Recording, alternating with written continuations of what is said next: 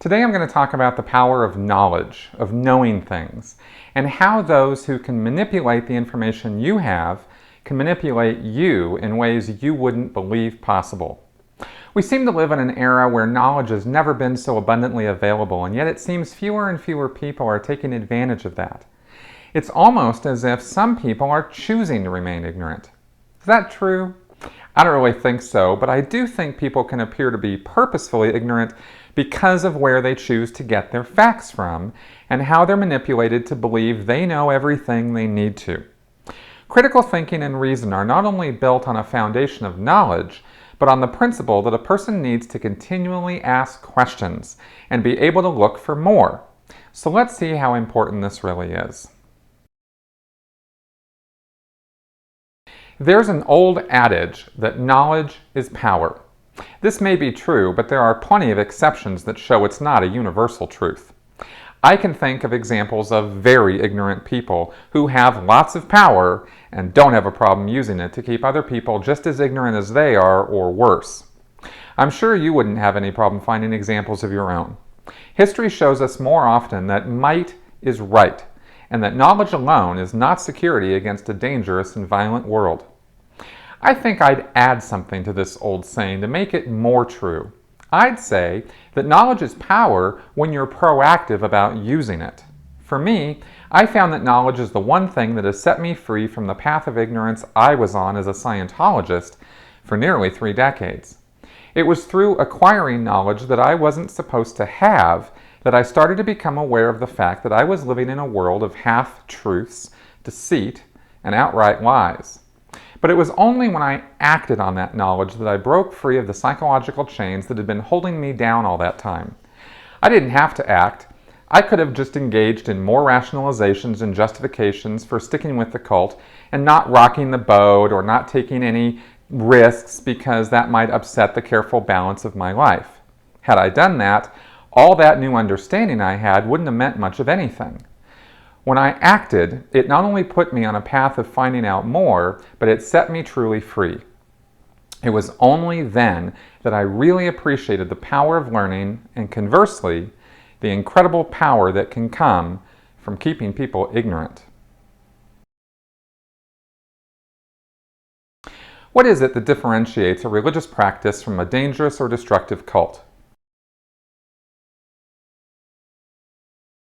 There are many, especially those in the atheist community, who argue that all religions are cults, and according to certain definitions of religion and cult, they're absolutely right. But dangerous cults are dangerous for specific reasons. My original breakdown on this was based on a paper called Characteristics Associated with Cultic Groups by Janja Lalich and Michael Langen. You can find a link to that article in the notes section below, and a link to my video, Is Scientology a Cult? More recently, I read Steve Hassan's enlightening book, Combating Cult Mind Control, which describes what is called the bite model of control, which he developed from psychologist Leon Festinger's work on cognitive dissonance and mind control. Throughout all of my studies on dangerous cults, one thing that has stayed consistent throughout is that one of the worst things that every dangerous cult does is control the flow of information to its members. The importance of this cannot be overstated. If you control the information someone receives, you restrict his ability to think for himself. In the bite model, Hassan has described a way that people are controlled through behavior, information, thought, and emotion. Destructive cults work on all 4 of these areas to one degree or another, and they do it without the consent of the person they're controlling. There's nothing wrong with being controlled so long as you know what you're getting into and agree to the terms and can take back control when you want. People who get into dangerous cults unwittingly have their freedom of thought and freedom of action eroded away through purposeful manipulation of their emotions and thoughts. By then censoring what they can read or listen to, cult leaders then ensure that their members never hear anything critical of the cult leader or find out about arguments that are in opposition to what the cult leader says is fact. This model does not just apply to religious cults, but also is used by political and social leaders and can reach as far afield as sports teams or academic circles. I invite you to read Hassan's book, Combating Cult Mind Control, where he explains this model in detail and shows how cult leaders of all types use it to manipulate their members against their own best interests. And no, this isn't product placement, and Steve is not paying me to say any of this. At least not yet.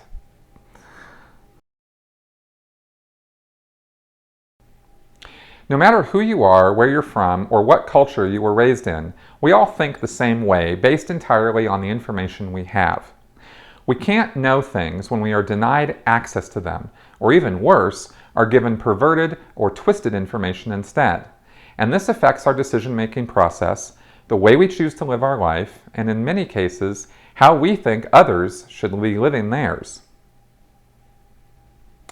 If you think this sort of thing only goes on in closed groups that meet in dark rooms, or that you aren't affected by this every day, I'd invite you to think again.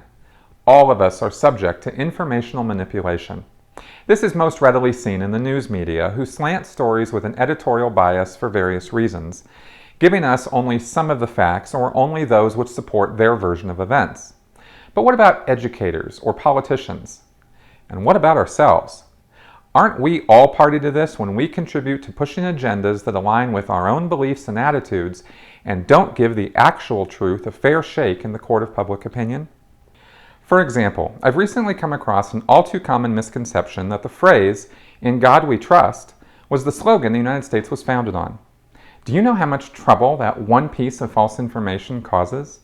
There are far too many politicians, including presidential candidates, who aspire to what is arguably the most powerful political office in the entire world, who don't know their own country's history well enough to realize that America is not and never was founded on Christian principles. In fact, exactly the opposite is true. I actually doubt that very many of the politicians, preachers, or Christians who push this agenda have actually read the United States Constitution, and certainly haven't gone anywhere near the Federalist Papers or other writings of those who authored our country's founding documents. George Washington, Thomas Jefferson, and others from their time period have noted in their own journals and diaries, as well as in their speeches and public writings, that they went way out of their way to not make this a Christian nation because they didn't want exactly what is going on now: religious influence shaping the direction of government-run institutions to such an extent that it allows for discrimination against those who don't follow the herd mentality and fall in line with those who so callously believe that God is on their side. The freedom to practice one's religion includes the freedom to not practice any religion at all. This was what the Founding Fathers had in mind when they penned our nation's documents and its laws. Up until 1958, this country's national slogan was E pluribus unum, which is Latin for out of many, one. That is the principle this country was founded on: a brotherhood of many beliefs, many ideas, many cultures, and many backgrounds, but united under one banner, that of the United States of America. That's where the concept of this country being a melting pot comes from, something so many Americans seem to have forgotten in this day of outright hatred toward immigrants or anyone who doesn't fit some kind of 1950s Leave It to Beaver conservative image. It wasn't until 1958, in the midst of the Cold War with the Soviet Union, that the US Congress decided that our slogan of unity was somehow inadequate to counter the perceived atheism of our Russian enemy.